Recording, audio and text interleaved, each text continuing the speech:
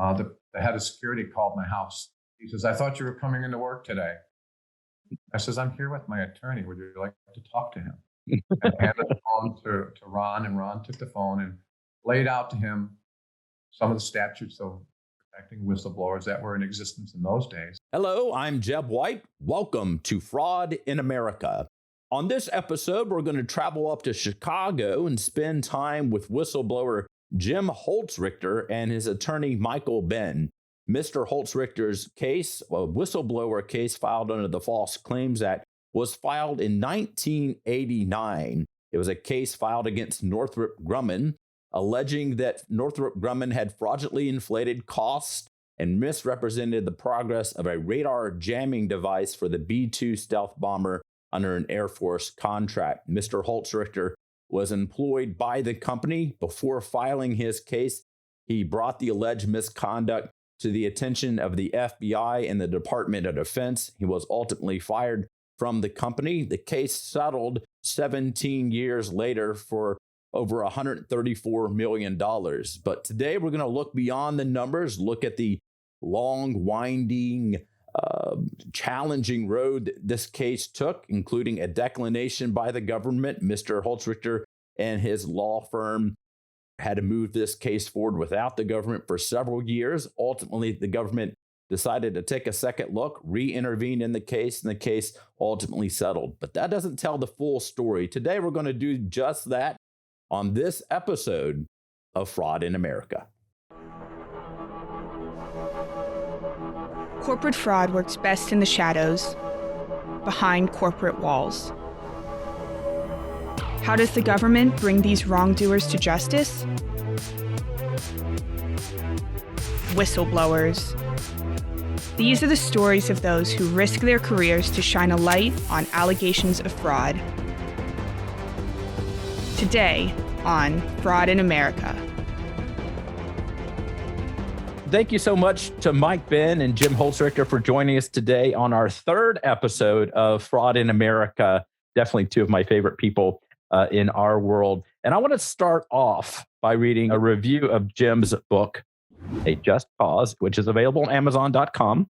I keep it on my back shelf here as a reminder about why I do what I do, which is all about making sure that whistleblowers get a voice in moving these cases forward. So the review, and I'll read it to you so you have an understanding of Jim's story broadly. When a seemingly ordinary and seriously underestimated family man discovers evidence of potentially massive mismanagement and fraud on the part of the U.S. defense contractor he works for, he desires to help the company itself, and his need to protect his newly healing family and newfound sobriety crash headlong into a 17 Yes, it's not a typo. 17-year-long corporate assault on everything he holds dear, for knowing too much and refusing to ignore or help bury the cause. A Just Cause is a suspenseful yet inspirational real-life story of the power of the citizen, the potential for effective action in government, and the importance of family in trying times. It is a living testament to the enduring best of the human spirit and the fragility of democracy. It is, above all else, a celebration of heroes. Jim, at some point in your career, you made the decision to step forward as a whistleblower, first to report it to your management, but this decision to do something, when you see something, say something, a lot of people do nothing, but you made the decision to do something. Can you talk to us about that decision to actually do something? It starts from my early youth. When I was younger, I just remember being around my father, and he would always tell me that when you grow up, you need to do the right thing. And he said something to me that always sounded in my head. And when is it, Jimmy, when is it ever wrong to do the right thing? So when you come up against something difficult, it's just something that I was at the center. If you tell the truth, you have one story to remember, just one. Right. And that really helped me get through so much, because you don't have to worry about, well, what did I tell this person? What did I say there? How does this fit in? Because now I said this to this person. And after 8.5 days of a deposition, of where you're constantly being asked a similar question from all different sides to try to see if you're going to change it up, You don't have to. It's the truth is the truth, and no matter how you paint it, it's just what it is. And so that's what helped me to realize that I needed to do something. I tried to bring it internally. There was so much going on at the time too, that in the news and movies that were coming out of persons of integrity, as I call them, that were being minimized and marginalized and even injured or damaged. And so it was fearful. And who do you trust? Both inside or outside of the government, inside or outside of the company? Where do you go to take this? I had no idea. No idea. It was so isolating. Jim raises a good point that is true of many successful whistleblowers. And Jim, he wasn't looking to go to the government. He wasn't looking to go to the media. He was just looking for Northrop to do the right thing. So what do you do in that situation if you're a whistleblower? Jim went to his boss. And what's his boss say? Well, let sleeping dogs lie. So, what do you do when your boss isn't doing anything? You go to your boss's boss. That's what Northrop told him to do. So he goes to his boss's boss. What'd she say? What the government doesn't know won't hurt him. So Jim tried to report this internally. He tried to do what the company said he should do. So before he went and took the steps he did, he tried to do what a good corporate employee should do. It's such a common story that we're hearing from every single person that comes on this show, right? This recognition that, maybe they just don't know, or maybe if they just knew, they would change their ways. And oftentimes the people that step forward are the ones who are alienated, isolated, and then terminated. This is a story that seems to happen time and time again. Before we get into the allegations, take us back prior to all this. At some point, you decided to accept a job at Northrop Grumman. What were you working on there? Why did you take this job? What was interesting about it? Well, I had been in the Coast Guard during the Vietnam era. I'm a Vietnam era veteran.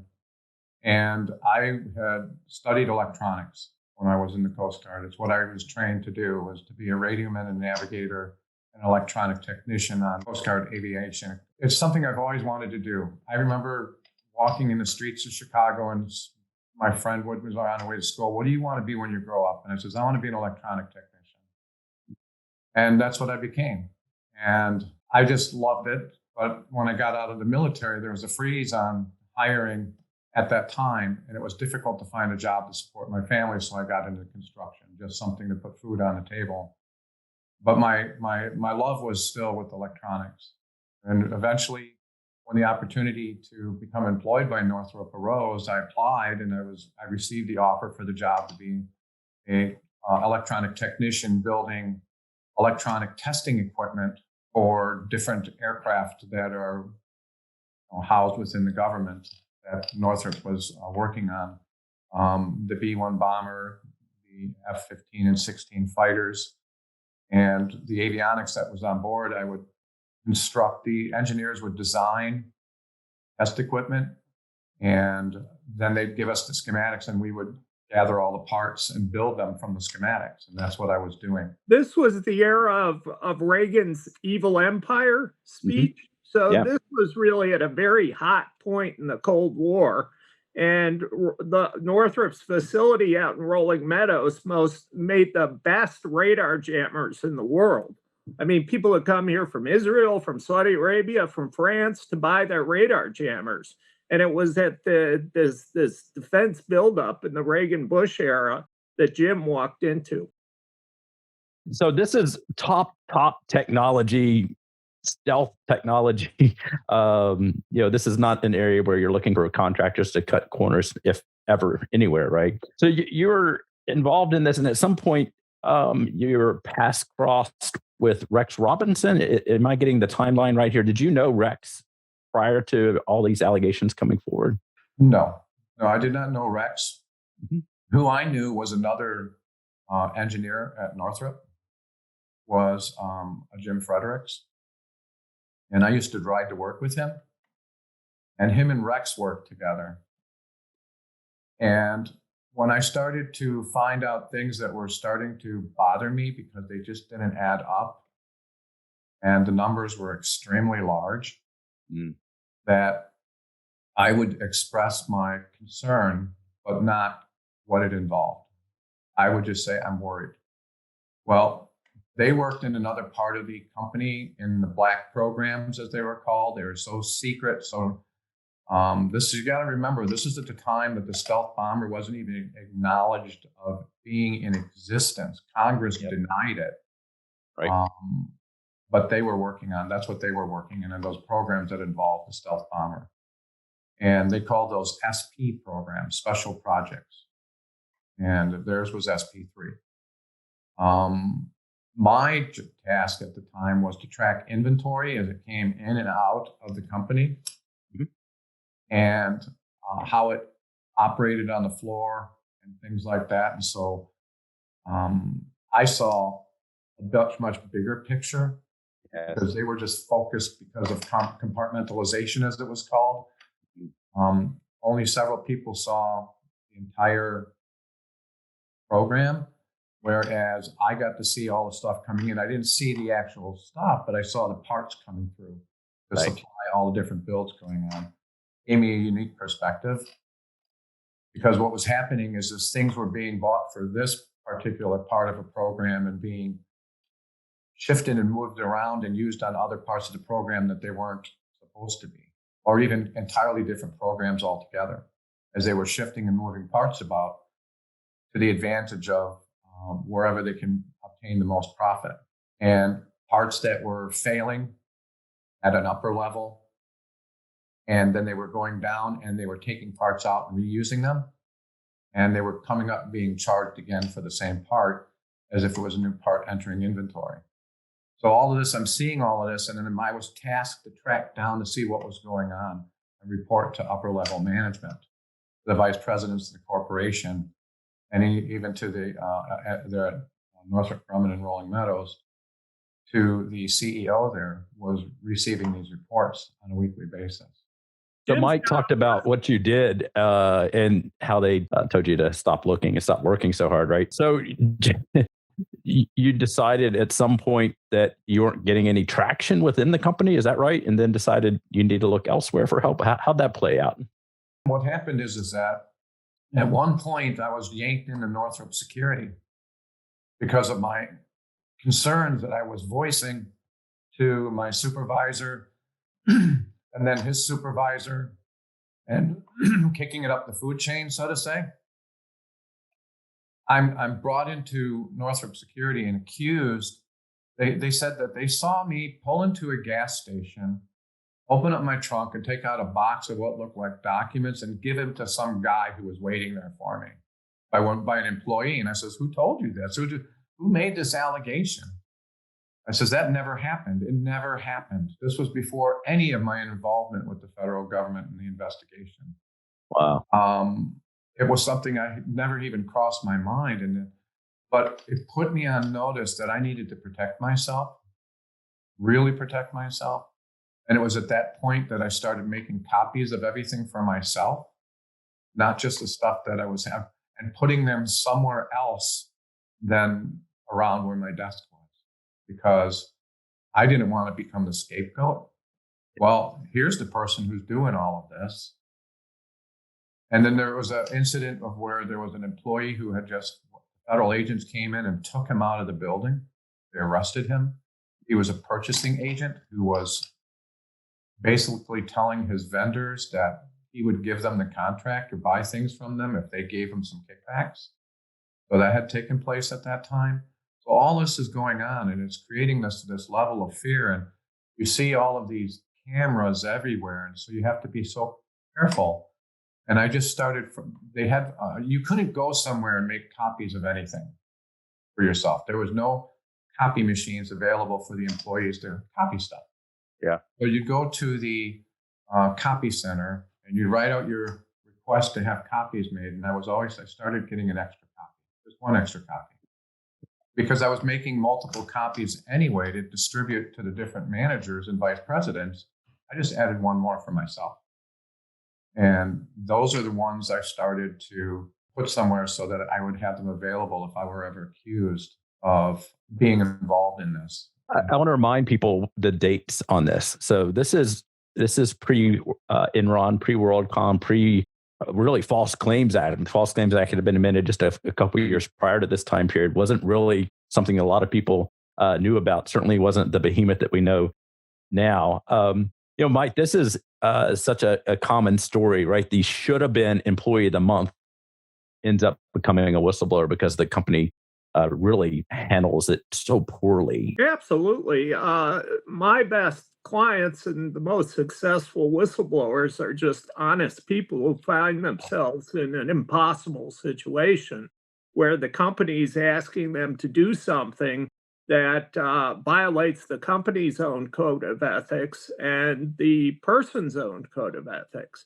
So by the time someone comes into my door as a whistleblower, they're really the victim of a corporate crime. They don't want to become whistleblowers. They don't want to be in this situation. Yet, like in Jim's case, it turns their lives upside down. So, Jim, I always highlight your story because you experienced so many things that whistleblowers experience, but all wrapped up into one case. You experienced so much over the 17-year period. Plus, it still goes on. Some of the lessons that you're sharing. I call you the professor in-house. You're the Professor Holzrichter teaching people the lessons from your case. So in 1989, your case is filed as a False Claims Act qui tam action. We mentioned Rex earlier. How did this relationship go forward as far as you guys being co-relators, deciding to file a qui tam action, and this False Claims Act that people are starting to dust off during this time? Well, prior to that, in 1988, I was contacted by a federal agent at my home because he was working at Northrop on another case that was brought to his attention by Rex Robinson, who had gone previously to the FBI in time card fraud. His allegations were that they were putting people in rooms and charging to a program as they were supposedly waiting for security clearance that was given to them by the company, and charging the government for that, but inappropriately. They weren't working on other things. They were reading newspapers. They were going out to lunch and doing as they were supposedly waiting. And this dragged on for months as they waited for these clearances. But those were his allegations that I found out later that it came because he had gone to the FBI. There was a purge at Northrop at the time where they were downsizing, they were saying, and he became one of the people, and so did everyone who worked on that project. There were 3 of them who left the company, and they filed a age discrimination case against Northrop at that time. And they were making their allegations of fraud in some of the programs they were working on in the SP program. But the thing is that the program was still so super secret, the attorneys didn't have the proper clearances that they couldn't even discuss what they were doing with the attorneys without violating national security.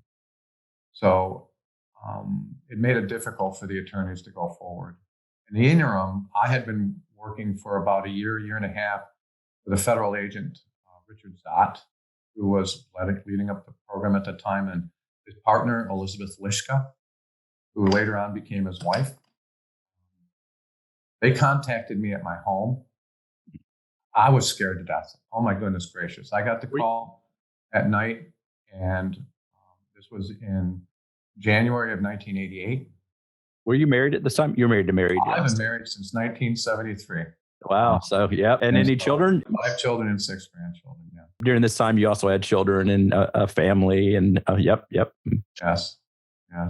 And I was in recovery as well at that time. Yeah. And I worked with Northrop to help get their EAP program up and running, their employee assistance program. And I was their liaison for people who were experiencing recovery and coming back to work and letting them know that the company was there for them and all of that. I was a model employee. Right. And so I get home and the phone rings. And I'm in the living room, and Mary answered the phone in the kitchen. And she goes, Jim, there's someone on the phone for you. So I go into where the little alcove where the other phone is. It's high technology with the 100-foot extension cord on it. I can walk around the house with my phone, and now we just use a cell phone, but back then you had to be plugged in. So he goes, hello, my name is Richard Zott, and I'm a federal agent with the Defense Criminal Investigative Service of the Attorney General's office. Right. I couldn't breathe. Yeah. I mean, I says, who are you? And he repeated it again, who his name was. I says, give me a second. And my daughter's room was there. So I go in there and I close the door, and the cord's under the door. And I, your knees feel weak. And I sit down on the edge of her bed. And I says, how can I help? How can I help you? Yeah. And then he explains that he says he became aware that I might know of some improprieties going on at Northrop. And I'm going, well, who told him that? Unbeknownst to me, because of my concerns, I was telling the person I was writing with none of the things that were going on, but that there were things going on that really concerned me. And so he told Rex, because that was Jim Fredericks. They worked together. They were both all laid off at the same time. Right. And so Rex had told the FBI. The FBI told the DCIS, and Richard contacted me. Wow. So he starts explaining that, and I'm just running through my head, how can I get out of this? I mean, I had just been interrogated by Northrop Security not even a week or so before that, and accused of this very thing. Is this Northrop on the phone trying to see, well, we'll see if Jim's a good company guy. Let's see, what is Jim going to do? Right. So I'm thinking, well, I'm being set up by Northrop. That's what's running through my head. So I says, well, he goes, he wanted to talk to me. And I says, there's no way I can verify your credentials. I don't have the resources to see if you really are a federal agent. You could be a foreign agent for all I know. I says, I tell you what, I'll go into Northrop tomorrow morning and tell them that you contacted me. And they will verify your credentials, and then we'll set up a meeting that I can get together and talk and see, Right.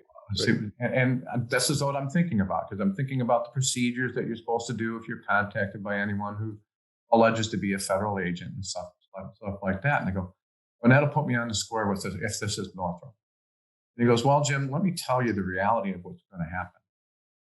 He says, you're going to go into Northrop tomorrow morning, and I guarantee you that within 5 minutes, they will have you in front of their corporate lawyer, and he's going to scare the hell out of you.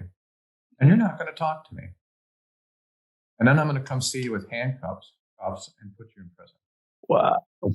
And I says, what time can you be here tomorrow? So, and that was really interesting, because the next day you see this nondescript car pull up. It doesn't have government plates on it that say, like the G that's on it for government car. Right. And I see these two people get out of the car, Richard and Elizabeth. I see him put his gun on and put his jacket on over it. And they come up the stairs up to the house, and they knock on the door. And I open the door, and he shows me his badge and his card and all that, who they are.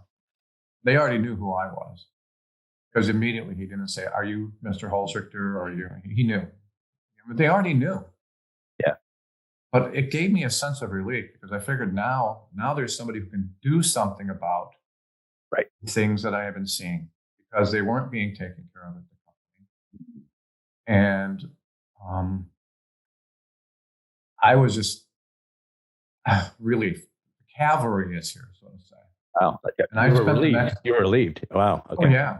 Yeah. I spent the next 3 hours with a whiteboard. Yeah. Laying out everything that I had found.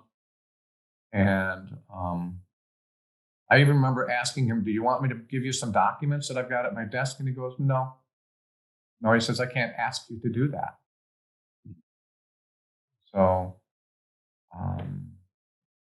but the thing is if I did that of my own free will, without his instigation, I later found out, it couldn't then be construed that I was setting the company up, because it was a voluntary on my part.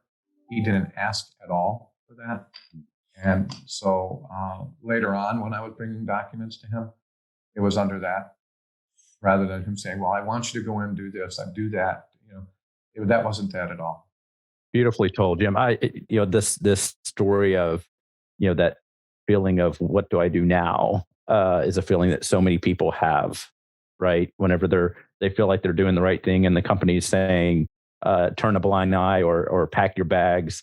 And here comes the cavalry. The word you used was you were relieved. That's interesting. And very telling about where your mind was at this point. Can you talk about, so at some point you did file a Keaton case though. So can you talk about, why you decided to take that action and what happened after that? Well, what had happened is that in late May, early June of 1989, I was brought into Northrop Security and sequestered in this little room, one door, a desk with a chair, and the head of security there. And he's standing between me and the door as I'm sitting there. They told me that they had found my security badge. It's the magnetic thing that lets you open doors and things like that. Because a few weeks before, supposedly I had lost it. I had to get a new one. And they said, hey, we found it. Come and get it. And he said, and he's standing, he goes, oh, Jim, by the way, before you go, there's a few things I just want to ask you. And he goes, have you heard of any federal investigations going on here at Northrop? Now, remember, I had already been working with the federal agent for over a year, taping documents on my body, bringing them out past security, being asked to wear wires in meetings, and for over a year. And I'm terrified because now he's between me and the door. Silkwood had just aired recently. I had just watched that movie. So of course I'm going, oh my goodness, I'm going to wind up in somebody's trunk. These are all feelings that I'm really scared and feeling. And I just quickly am thinking, and he goes, I don't want to be dishonest and outright lie to him. Wow. But he asked me, do you know of any? And in my mind, I'm going, well, I don't know of any. I know of one. Depends on your definition of is, right? Okay, yep. Right. And so, yeah. And so I says, well, I don't know of any investigations going on at Northrop. He goes, well, oh, okay. He goes, because there's an investigation here going on. And there's I'm trying to think if he used the term whistleblower or there's somebody cooperating with them. Mm-hmm. And I go, no, really? And he goes, yes. And he works for Product Assurance. He says, you're kidding me. He goes, no. And his name is Jim Holzrichter. Wow. I couldn't swallow. I couldn't. And I'm going, well, what happens next? I asked, what? I says, I can't be here. I can't. And he goes, well, what is this about? And I says, everything I already told you about. Because he was the head of security that I told about a lot of the things that I had brought to the attention of the government when they had contacted me. Right. And in his investigation, he explained to me that, well, it was only the one particular part was $500,000, and that's nothing compared to the amount of work we do here. And so I was told not to even report it. What he told me is this culmination of the one part of the investigation. But when you take $500,000 and you add that up several hundred times, that's not something small. Yep. And that's what these problems were amounting to. Hundreds of millions of dollars. So he says, well, what are you going to do? I says, I need to find legal. I said, but in the interim, those three guys who had been laid off already had given me the phone number of an attorney who was representing them in their false discharge, and they were claiming age discrimination was why they were being laid off to get something back from the company. They knew why they were, because they were bringing allegations. Well, one of them was himself. The other two we kind of found out were just parroting what the one person said. They were parasitic. But that was the number of Ron Futterman. So as soon as I left the company, Chicago attorney. he was an attorney. Yep. I called him. I in those days they used to have those things that were known as payphones. So I pulled at a gas station and stopped. I've heard of these things. Yes. Yes. Yeah. And I called Ron, and he says, "Well, I'll be at your house tomorrow morning. Don't go into work tomorrow until I talk to you. Yeah. And I'll be at your house in the morning." And he was at my house the next day at 9 a.m. He showed up at my door, and that was the first time I met Ron. He really helped me a lot. He was there, and it was so funny because the head of security called my house. He says, "I thought you were coming into work today." I says, "I'm here with my attorney. Would you like to talk to him?" I handed the phone to Ron, and Ron took the phone and laid out to him some of the statutes of protecting whistleblowers that were in existence in those days. Yeah. And then I was okay. So I had the rest of that day off, and I went to work the next day. But Ron really laid it on the line to him. But when I went to work the next day, everything at my desk was gone. Everything. There wasn't even a spent staple or a bent paperclip. Nothing was left. It was all gone. Personal items, all the work I had been doing there for the last 5 years. Everything around my desk was gone. People avoided me. In one day, it only took a day. And they were so afraid to be associated with me, to be linked with somebody. They had no idea what was going on. They said all they knew is that a bunch of security people showed up on my desk and took everything. Right. I'm not there 10 minutes before I have the head corporate attorney there at my desk saying, the CEO wants to talk to you. Well, in all of the 5 years I'd been there at Northrop, I never spoke to Wally Solberg, not once. Yeah. So I called Ron.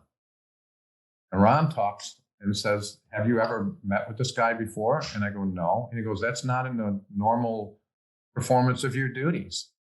So he says, "No, you can't talk to him." So Ron talks to the corporate attorney, Eric Howell, and tells him that. So then next thing I know, I'm in the office with Murray Snow, who's the head of the vice president of product assurance.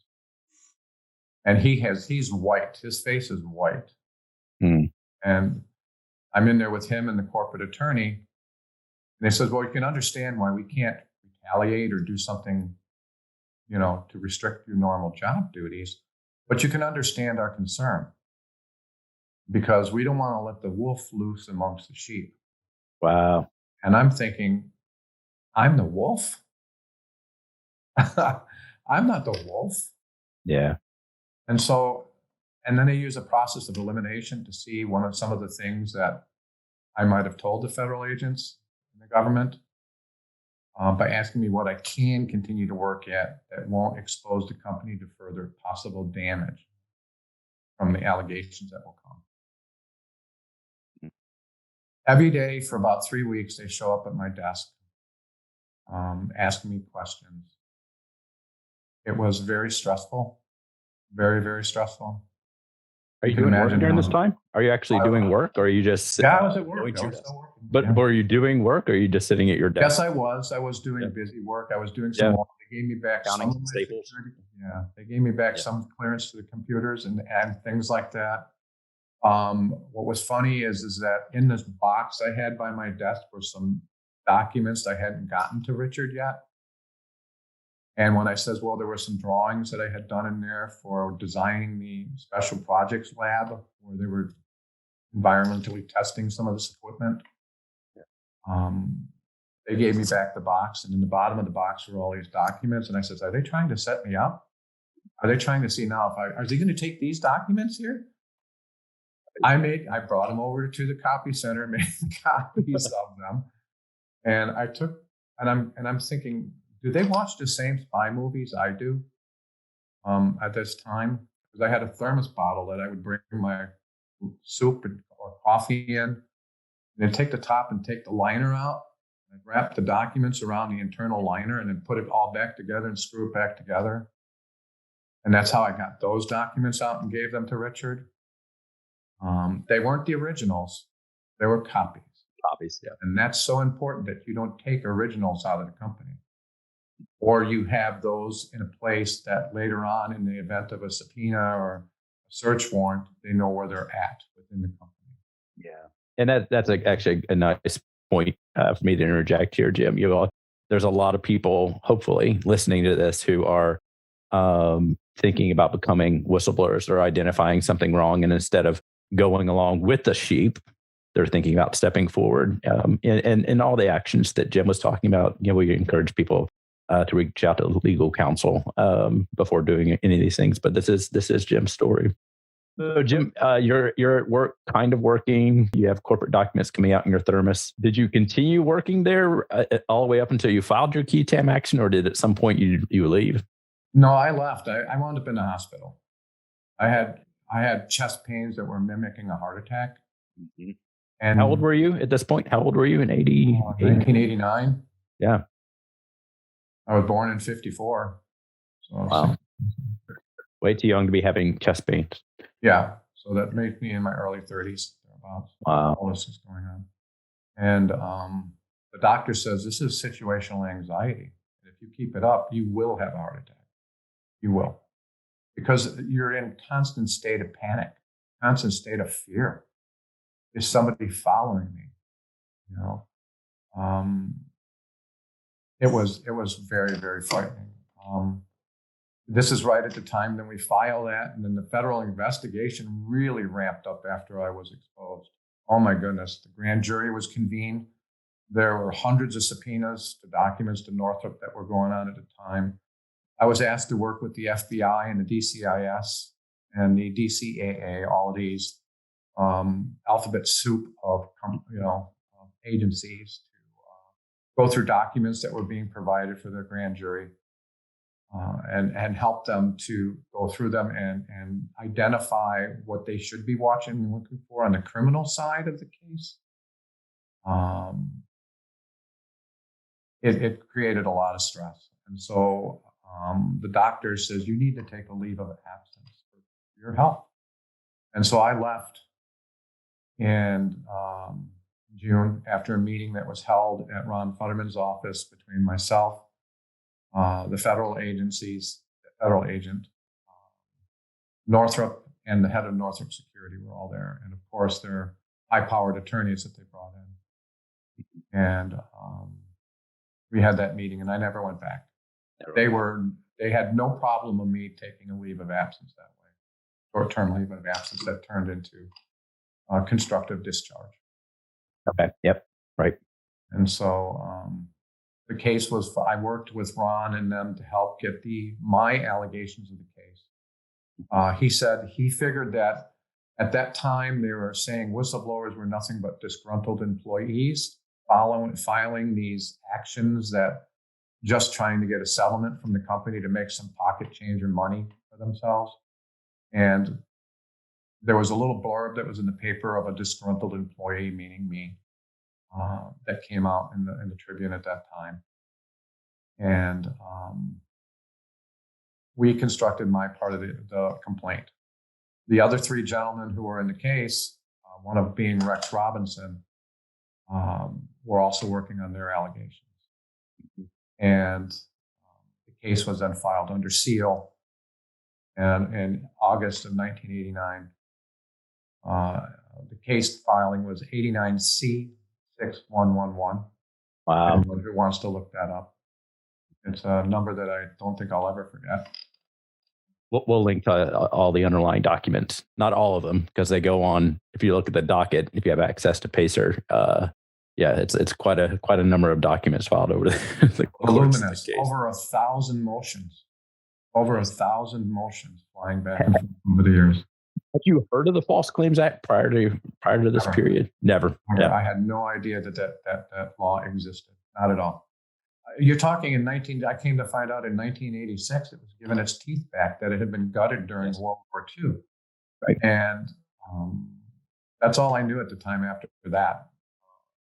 And Ron Futterman told me about it. So he said that it would be better if there was a cadre or more than just one whistleblower. He says, so I had never met personally Rex until then. Mm-hmm.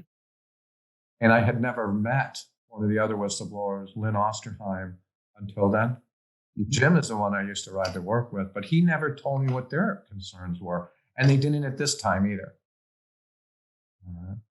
And so I go, okay, we'll have this multiple relator whistleblower complaint go in. And I'm just one of these four guys with my own discrete allegations coming into this case. And so he put us together. That was brought together. Gotcha. You know, we didn't come together and go to the attorney. I went to the attorney and he says, hey, I've got these three other guys. Let's put you all together. Yes. Yeah. So this is 1989. The government, we talked about in earlier episodes how the False Claims Act works, right? The government looks at the allegations raised in the complaint, looks at the disclosure memo that includes a lot of the evidence that Jim and his co-relators are bringing to the case. And then 1992, so 3 years later, the government declines the case, right? So whenever you found out that the government is declining the case, in other words, that they've looked at it and they've decided that they are not going to intervene in the case and take over primary responsibility of moving the case forward. Can you talk about that when you found out about the government's decision not to intervene at that time? Well, I got a little inkling of that this might happen when the FBI would pick me up at the train station in Arlington Heights to bring me over to the FBI office in Arlington where they were having these documents. And the federal agent asked me, Jim, he says, what would you do if the government decided not to intervene? I says, oh, I would continue this and pursue it. And he goes, good. And it was soon after that that the decision was made not to intervene by the government. It was a rather strange reason why. They were saying that they considered the Air Force to be their client, and their client didn't want them to pursue this. So therefore, in the interest of following the recommendation by their client, they were declining to intervene criminally and civilly in the case. Why do you think the Air Force would not be interested in them moving forward against the primary contractor that's building these airplanes for them? It's because where else are they going to get their toys? They wanted that equipment. And also because of contacts. Who do you know? What power can you apply and favors you can call in? It was likened to the time by one particular person in authority. He said, it was like saying that Northrop robbed the bank and the Air Force drove the getaway car. Wow. That was one of the comparisons that were given to us by one of the agents. One of the big reasons, and I'm sure people can recognize why I wanted Jim and Mike to join me today, is I want people to understand that there are going to be times when the government, because of limited time, money, resources, or something else, simply cannot intervene in the case or make a decision that they cannot intervene in the case. And the beautiful thing about the False Claims Act is that in those instances where there's a meritorious case, the relator feels like they can move forward and their counsel can help them with that. The False Claims Act allows the relator to go forward with the case on behalf of the government to pursue those who are stealing from the government and jeopardizing government dollars and programs and patients' lives. And that is why the ability to go forward without the government is so important, because there's going to be times when the government simply cannot or will not intervene in the case. And this is a case study in why that is so important. Mike, I'd like to turn to you. I know you didn't get involved in this case for a couple more years. In 1994, I guess you left the U.S. Attorney's Office, left the government, joined the relator side, and you and Ron and that firm moved forward with this case. Why was the decision to go forward without the government? During this time, the False Claims Act was still kind of an unproven law, but you guys decided, let's go, right? Well, I'll tell you, I had been with the government prosecuting fraud on Wall Street. I was with the Southern District of New York office as a federal prosecutor, and I specialized in fraud in the futures market. Well, I thought that was complicated till I saw defense contracting fraud. And defense contracting fraud is a whole other level. I mean, you add several zeros to any number you've ever seen just to start. The numbers are staggering. And then it's a whole Alice in Wonderland world. You have progress payments, supposedly, that have nothing to do with progress. You have so-called fixed price contracts that aren't actually fixed price. And you have the lawyers who represent Northrop who are fighting the government about defrauding the government. These lawyers are being paid for by the government. So it was just a very strange world that we came into. But Jim and his colleagues, Jim and Rex, just had such a compelling argument and were just such great people and had done such courageous acts that myself and my firm believed very much that the case should go forward, and they deserved, and the taxpayers deserved, to get to the bottom of this. So we began what was a very, very long and drawn out battle, basically on ground zero, because all of the investigation that the government had done that Jim described, these hundreds of subpoenas and all these witnesses, that was all grand jury. So it was under the law, grand jury investigations are secret. So we didn't have any of the benefit of the government investigation. So in 1992, when it came out from under seal, we were starting over again. Not only that, we're in a bit of a hole because we're starting late. But we were committed to Jim and committed to Rex and committed to getting the truth out. And little did we know how much that would take. Amazing. So there's some, by the way, we'll attach, we'll link to some of the court decisions. Some great court decisions came out. They fought back against motions to dismiss. One, therefore, they were allowed to go forward with discovery, which is where they can go to the defendant and start getting these documents together, the evidence, subpoenas, all these things happen on just like any other case. And it takes 8 years of battling Northrop, right, Mike, before the government takes a second look and decides, well, maybe we will intervene in this case. It was extraordinarily difficult. Northrop fought us tooth and nail at every juncture. And we looked at over 3 million documents and over 8 million inventory records to get to the heart of things. Not only that, we had a very hostile judge on the case who was ruling on discovery motions. And he was just kind of odd. He wrote one of the only court decisions I'm aware of that uses the word menage a trois. What the judge did was see the relationship between the relator on one side of the bed, the defense contractor on the other, and the government in between as what he called, not me, in a court opinion, he called the government the tease of the three in a menage a trois.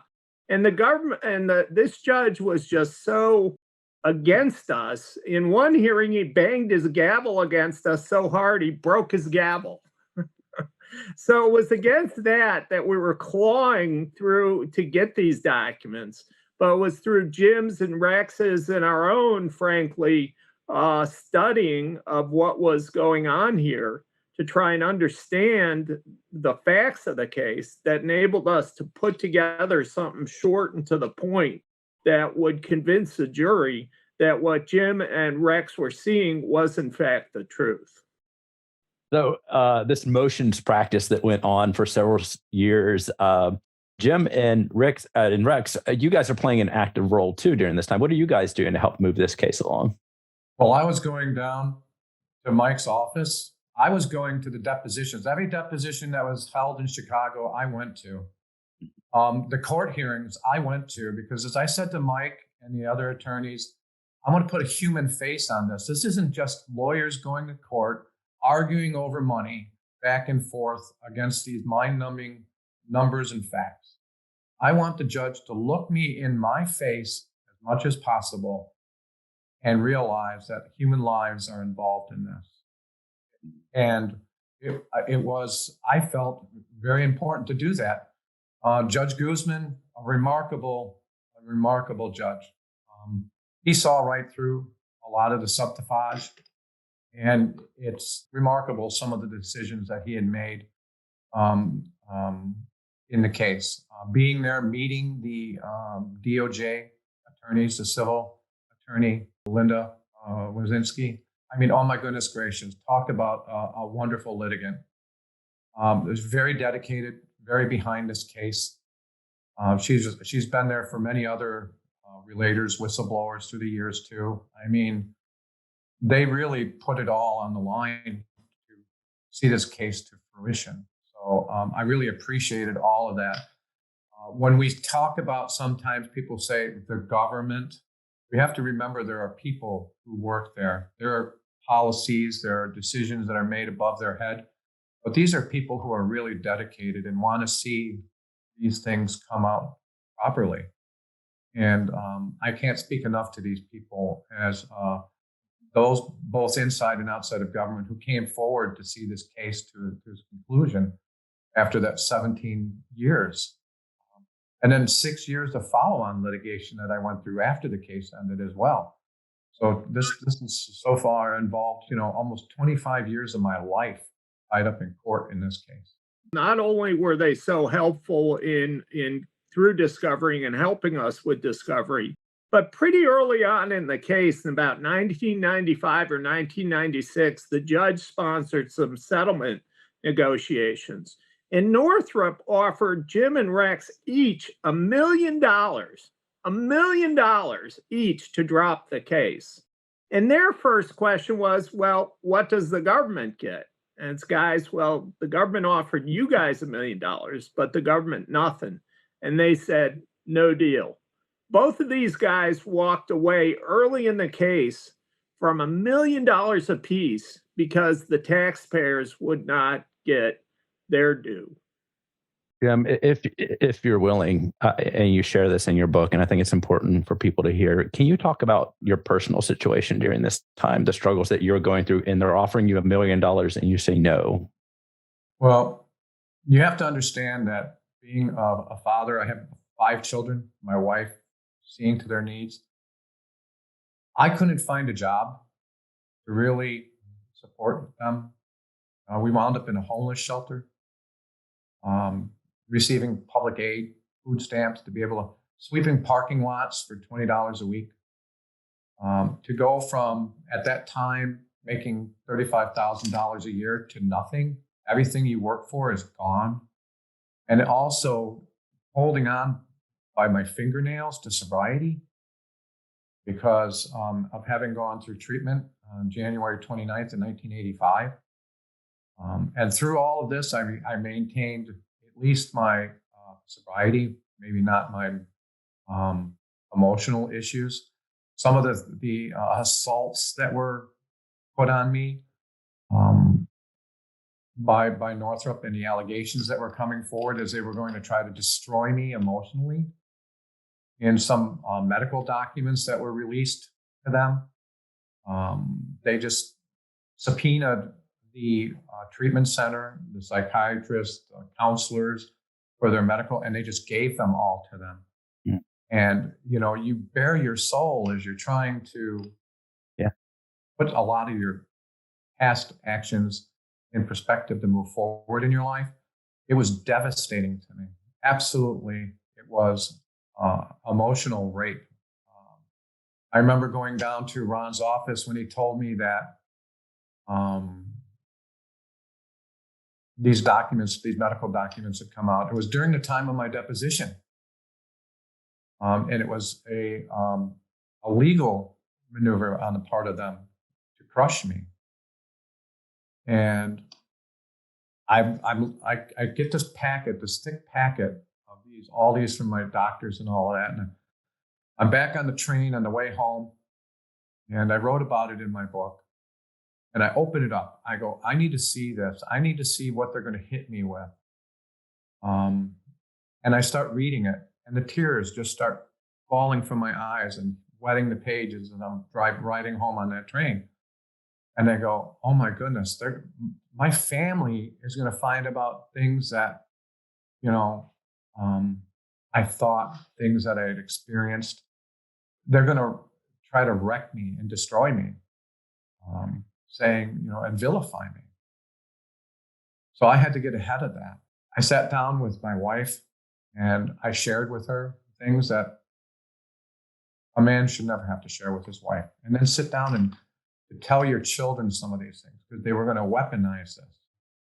And I figured I'd rather be the one to tell them than them tell them. And so, and you sort of like, whether it's real or not, your children look to you as their father, in this figure, and you sort of see the light go out a little bit in their eyes as their image of you as their father changes, their perspective. That whether it's true or not, but you think you see that, what that does to your heart. Mm. And then I called Mike. He rescued me because he helped me put it in perspective. He said, Jim, those things happened to you. You were a victim when those things happened to you. Right. That helped me to start healing more and really dig in. And I got more tenacious. When people ask me, what do I do for a living? I don't like to use the term attorney. I don't like the term lawyer. I like to say I'm a counselor. We're counselors at law. And it seems like that in this area of the law, that title is earned, right? This seems to be a role we play quite often, right? Counseling our clients through some really difficult times like this. Very, very much so, Jeff. As you've mentioned, these cases are filed under seal. So the relator, the truth teller, the whistleblower, who's going through some of the most difficult times of his life, having to come forward and deal with the legal system and deal with lawyers and deal with the employer and the loss or potential loss of the job, highly stressful, highly difficult life events, can't talk to anybody, really can't talk to anybody other than their lawyer. And that's why it's so important for us as key tam lawyers to understand what folks like Jim go through and to be a willing ear, to be available 24/7 when they want to talk. All my clients have my cell phone number, and I've talked to them very often around the clock because it's such a difficult situation to be in. And frankly, I learn as much from them, especially Jim has been a great teacher to me in terms of how to best help my clients, whistleblowers like Jim, go through the process. And I'm very grateful to Jim and to my other clients, not only for their courage and for their inspiring conduct, but for helping me help others in similar situations. So in 2001, after all of this, you find out that the government is going to re-intervene in your decline case. What went through your head at that time, Jim? Oh my goodness. It was a happy dance. I thought this is going to be over now because it brings the resources to the case. The real party in the case is saying, I want to take this on. It was enormous. But the thing is what had happened at that time too, is that there was a stay that had been placed on the case because there were 3 people who came forth from Northrop's legal team that was providing documents during the case. And they were saying and made affidavits that Northrop had been stamping everything attorney-client privileged that proved their guilt. And basically giving us paper snowstorms and haystacks with no needles. And some of the abuses that were going on in discovery abuses that put their attorneys at risk of facing prosecution. And the criminal side of the Department of Justice came back into the case. to take a second look at criminal charges, not just against Northrop for discovery abuses, but their attorneys. I can remember when we went in before Judge Guzman on the decision to allow the government to intervene during this time because there was a stay on the case, no action could be done. Northrop had their motion to dismiss before him again for summary judgment. And the government comes in and they're saying, well, we want to intervene in this case now. Our attorneys are there. Northrop's attorneys are there. The government, both criminal and civil, are there.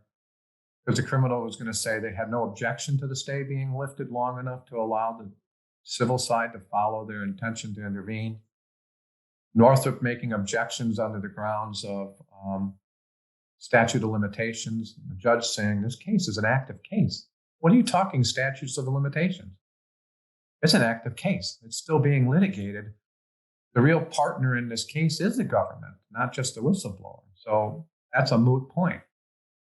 But of course, there's a stay. He goes, I'll tell you what I'm going to do. I'm going to lift the stay long enough for them to walk over here and hand me their intervention and then put the stay back on place before you can make an objection to it. And that's basically what he did. Wow. And they're saying, well, what about our summary judgment? And he goes, I will take that into consideration the day after this case is over.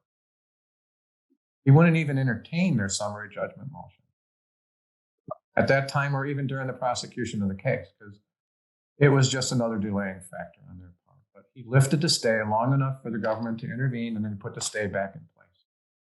It was remarkable. I've never heard of anything like that ever taking place or having taken place again since.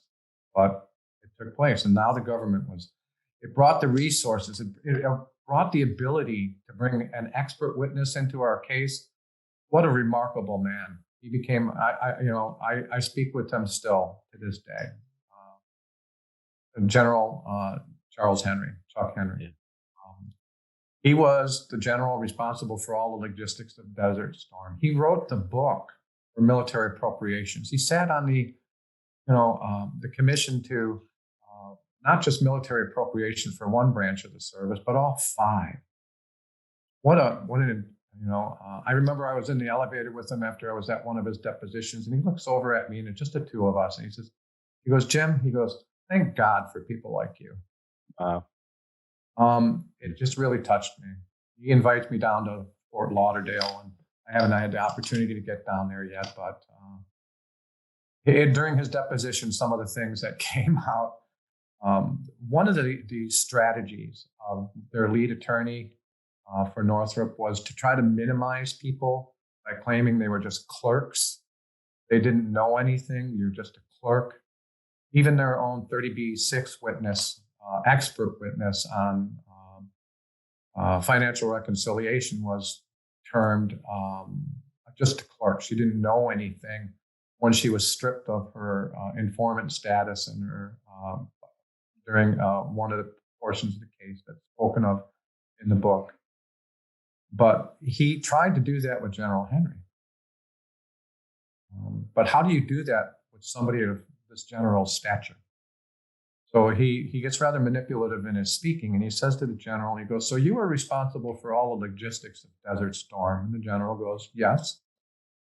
He goes, so you were such things as bubble gum, cigarettes, and uniforms. Can you see where this is going? Yeah, it's nothing. Do you have any experience in the purchasing of weapons platforms? The look on the general's face was remarkable. I can still see it to this day. As he sits back, he sits there for a second. He's just got this incredulous look on his face. Did you actually ask me that? And he says, well, do aircraft carriers, destroyers, tanks, and fighter jets count? And their attorney goes, well, let's go on to the next question. Mike That's looks right. over at me and he goes, that's why you never ask a question in a deposition you don't already know the answer to. So it's just, I can still see that. That was just great. I mean, yeah, what a remarkable. One of my great memories with you, Jim, was having dinner with General Henry. Just a remarkable man. So in 2005, the government and Northrop, along with you guys, reached a settlement for $134 million. When you found out that this long saga, at least this part of the case, was going to be over, what did you think? Oh my goodness. My wife and I, we both cried. Yeah. It was such a relief. We thought, oh my goodness, this is, we can get on with our life. We can move forward. All right. And so now it was just, I had to have taken a job where for the last 7 years, I was working 7 days a week, 365 days a year, without a day off, delivering newspapers, being a Tribune agent. Several of those years, I was working with the the Daily Herald, and delivering, making sure people got their newspapers, just to try to feed my family. Yeah, anything, and to be able to not have to do that, to be having to get up at midnight and work until 2 p.m. the next day. I had worked 5 years of 365 days a year without a day off. It was incredible to be able. It ruined my health. The stress, the fatigue, that type of work, and other things too. Exposure to different things. It was just really something that I was hoping would now be all over. One of the sad things of this case is Rex didn't make it to the end, right? Rex passed away in 2003, 2 years prior to this case settling. Yeah, that broke my heart. I mean, he, towards the end of the case, the last year or so of the case, him and I talked every week. He moved out to the New Mexican desert to live in a trailer that someone had given him because he could never become gainfully. He tried. He just couldn't get gainfully employed again. Here's this remarkable individual who worked on every Apollo moon launch. And he was ruined, just absolutely ruined. He passed away, like you said, in 2003. I miss him still. I still remember him. I do a presentation called A Celebration of Heroes, where I talk about the story of that. And I talk about Rex. I show pictures of him. One of the things that we said that we would do is when this case ended was we would play Queen's We Are the Champions on the court steps, not realizing that in Chicago there aren't court steps. This is a federal building. It's just this tower, but you see him depicted in different TV shows, but that we were going to do that. We are the champions and you are the losers. But I still play that at the end of every one of my presentations. Yes, you do. And honor him of that. Mike, this case inspired so many people to step forward and was one of the cases that I have pointed to for so many years. What's the lasting impact of this case, Mike? I am just, it spawned future generations of people who are willing to follow Jim's lead and lawyers who are willing to go the distance on difficult cases like Jim's. Those where in particular the government doesn't intervene. And what it's shown is that dedicated relators, whistleblowers like Jim, and their counsel can achieve great things against some of those powerful corporations in the world. Northrop is one of the hugest donors to both the Democrats and the Republicans. They mix with people at the highest level of government, and they provide some of the most sophisticated weaponry in the world. Yet a person like Jim and a person like Rex can take them on with the assistance of dedicated cadre of attorneys. And certainly, as you know, it wasn't just me who was putting this case together and pursuing it. My colleagues, Steve Miller, Bruce Howard, Tom Ash, Lisa Jacobson, Mike Jaskula, And Ron Futterman, who Jim mentioned, and many, many other attorneys and paralegals worked hard and risked their own capital. I mean, we went substantially into debt to finance this case because we believed in it. And that's what lawyers throughout the country are doing and have done for years and years in order to pursue taxpayer funds that have been defrauded from the government. And it's through cases like this and stories like Jim's that inspire many, many others to continue to do this into the future.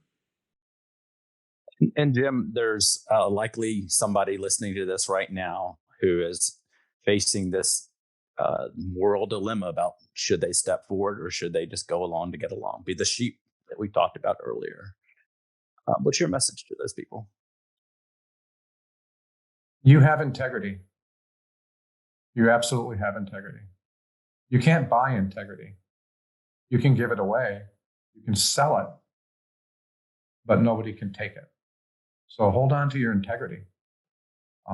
Find competent legal assistance. This isn't something like you could talk about as your shade tree mechanic to work on your car. I compare it to that. You can't go get a shade tree attorney, one who is used to making phone calls on a workers' compensation claim. These are complex issues that have to be handled by someone who is properly trained. I have come to find over the years that the community of those attorneys associated with Taxpayers Against Fraud are not only competent, but ethical. They have integrity. So start your search there because that's important. They'll be there to help you protect your rights, protect your ability to live your life, to rebuild. They had the insight, and still have the insight of the mentoring project that was launched in 2007. Jeb, you were instrumental in that. Jim Mormon came up with the idea. You came on as the head of Taxpayers Against Fraud there and saw the importance of having a mentoring. And Mike, all the attorneys who have allowed that to take place. These are all things that, there's help out there for people who have integrity. And don't sell your integrity. Amen. Mike, Jim, I really appreciate you guys taking time to speak with us today. Such an inspiring story. I learned something today, and I thought I knew this case, but there's so many things to take away from this case. Perhaps most of all is that you guys have set the example for so many others to follow. And for that, I thank you. Thank you for your inspiration, your friendship, your fellowship, your mentorship over the years. And until next time, thank you for joining us on this episode of Fraud in America. What a remarkable story. Mr. Holzrichter's whistleblower story was a 17-year odyssey against his former employer, Northrop Grumman. He brought the allegations under the False Claims Act to the attention of the government. The government was not interested in the case for whatever reason, but he decided to move the case forward anyways. And through a litigation battle, personal obstacles, and individual will, this case moved forward to a positive resolution, ultimately convincing the government to re-intervene in the case. But for Mr. Holzrichter and his co-relator, Rex Robinson, and their attorneys, this recovery never would have happened. Today's story shows the power of the False Claims Act key tam provisions, that a lone citizen can go up against a giant, a Goliath, a corporate Goliath, and win. But it takes a courageous whistleblower to step forward. Mr. Holzrichter and his co-relator, Rex Robinson, represent just that. And for that, the American taxpayer owes a debt of gratitude. Next week, we're going to go to Florida and spend time with another courageous whistleblower and her attorney as we go into the world of healthcare fraud. Join us next week here on Fraud in America. If you believe you've witnessed fraud against the government at your job or want to learn more about these important laws to combat fraud, visit fraudinamerica.com. On our website, you can find whistleblower lawyers, logs from these expert attorneys, and more. You can also find a transcript of today's show notes, a way to contact our team, and a way to chip in to make sure we can keep bringing you the latest on fraud. This episode was edited and produced by Rachel Brooks, and our theme music is by Connor Chaos. A big thanks to our staff and researchers of Jeb White, James King, Emma Bass, Jackie DeMar, Kate Scanlon, Brian Markovitz, and Max Boltman. You can learn more about them at fraudinamerica.com/team. Fraud in America is a project of Taxpayers Against Fraud Education Fund.